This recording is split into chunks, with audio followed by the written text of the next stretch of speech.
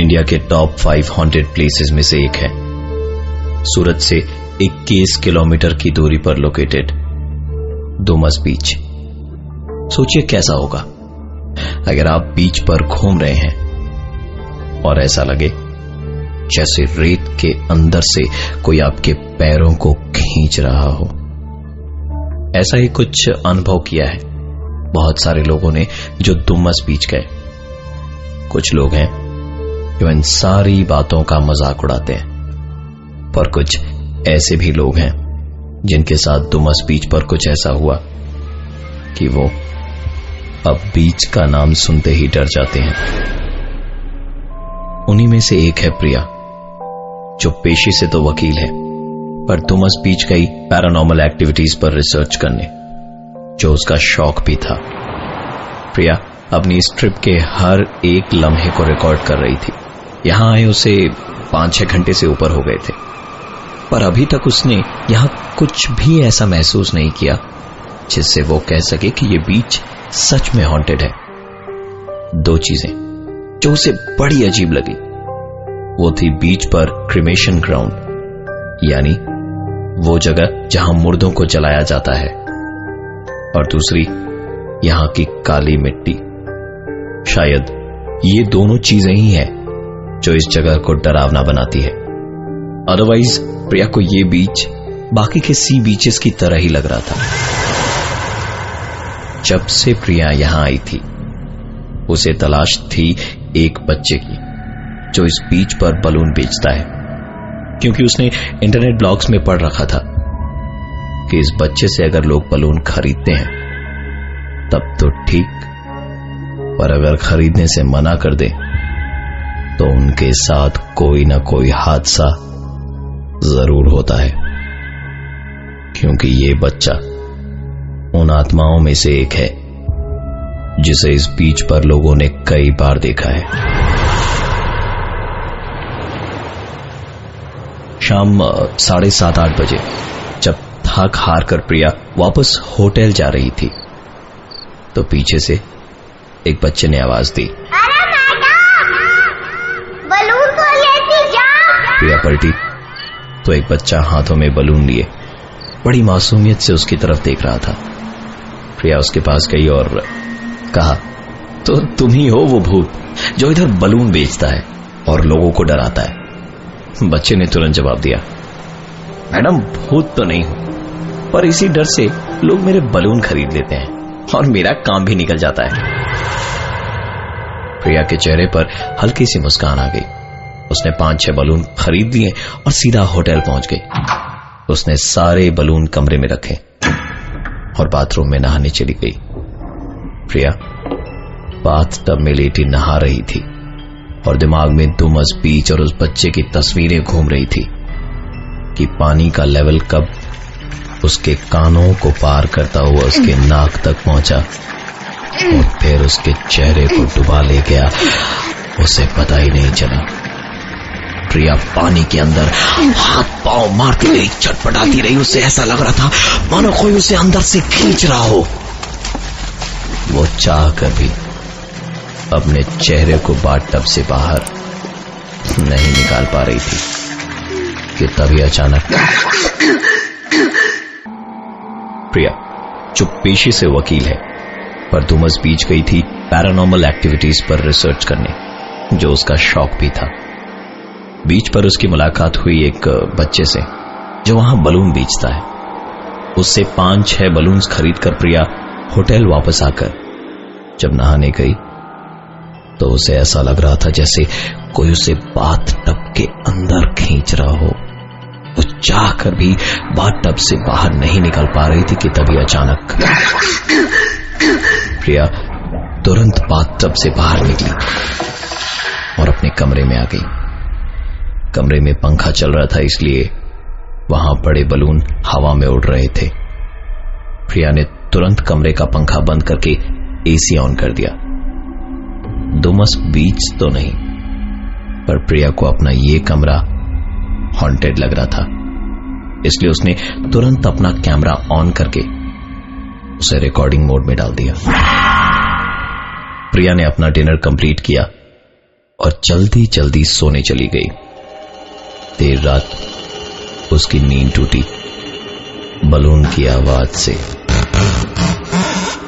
प्रिया ने कमरे की लाइट जलाई तो वो आवाज उसने ठीक अपने कान के पास में सुनी, जबकि बलून उससे काफी दूर थे।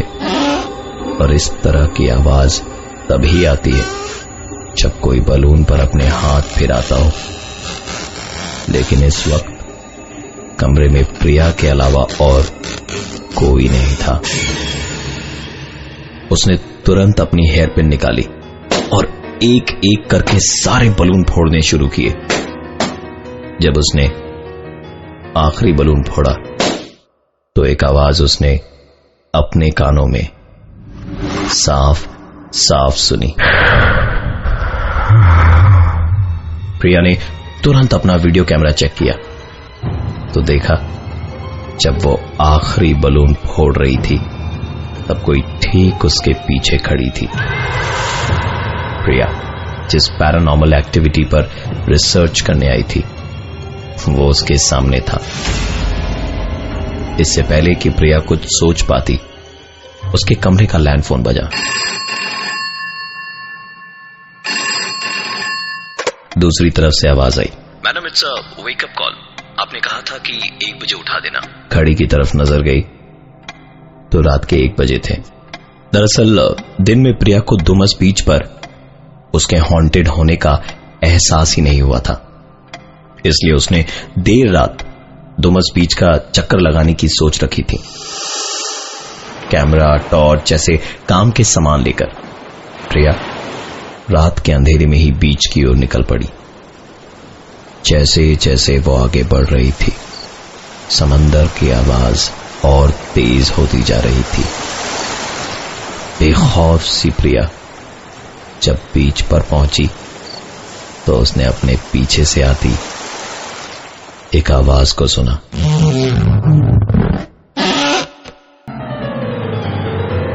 प्रिया पैरानॉर्मल एक्टिविटीज पर रिसर्च करने डुमस बीच गई, जहां बीच पर एक बच्ची से 5-6 बलून खरीदे थे जो देर रात कमरे में प्रिया को इस कदर परेशान करने लगे कि तंग आकर उसने वो सारे बलून फोड़ डाले।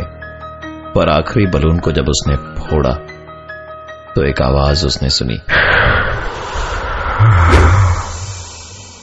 वीडियो कैमरा चेक करने पर पता चला कि कोई और भी था उसके साथ उस कमरे में।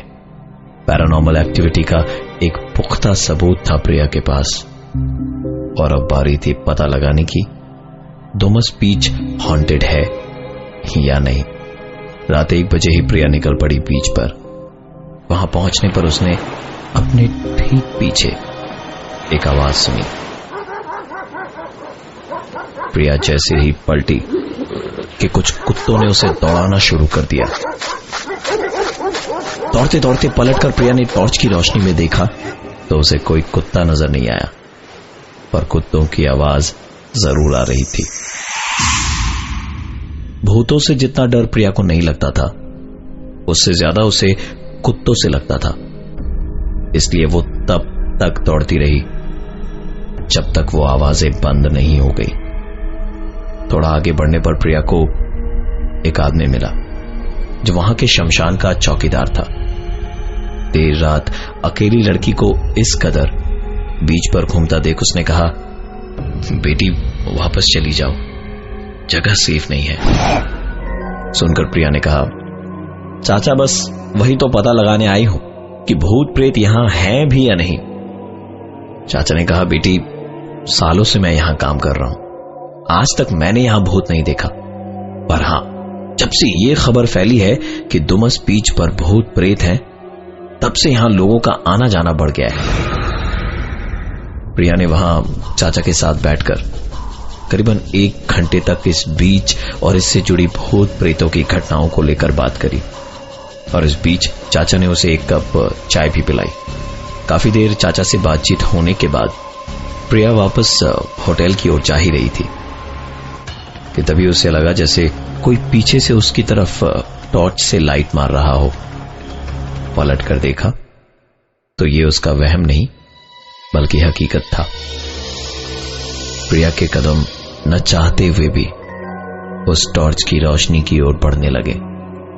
धीरे धीरे वो समंदर के इतने नजदीक आ गई थी कि समंदर की लहरें उसके पांवों को छूने लगी।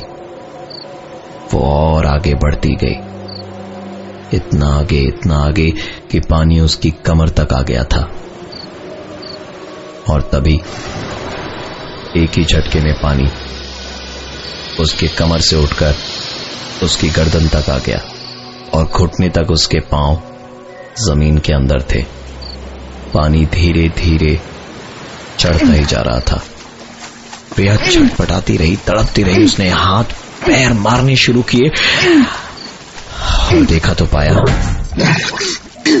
कि वो बाथटब में थी और उसे अपने ही इस सपने पर यकीन नहीं हो रहा था, क्योंकि फर्श पर बाईं तरफ थी एक चलती हुई टॉर्च और बाथटब की दाहिनी तरफ चाय का एक डिस्पोजेबल कप।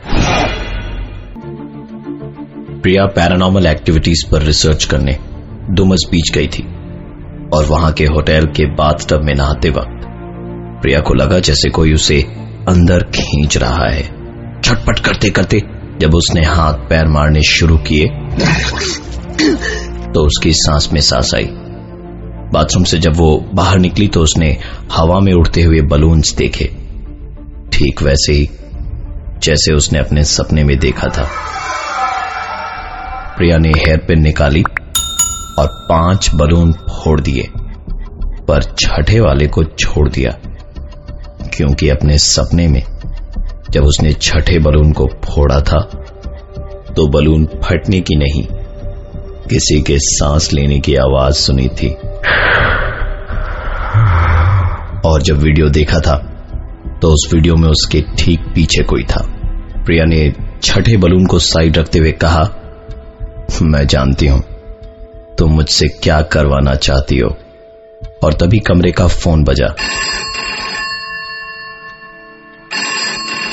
ठीक वैसे जैसे उसके सपने में बजा था। प्रिया ने फोन का तार निकाला और अपना कैमरा, टॉर्च सब लेकर बीच की ओर निकल पड़ी। समंदर प्रिया के बिल्कुल नजदीक था और ठीक उसके सपने की ही तरह उस मोड़ पर उसे अपने पीछे वो आवाज सुनाई दी।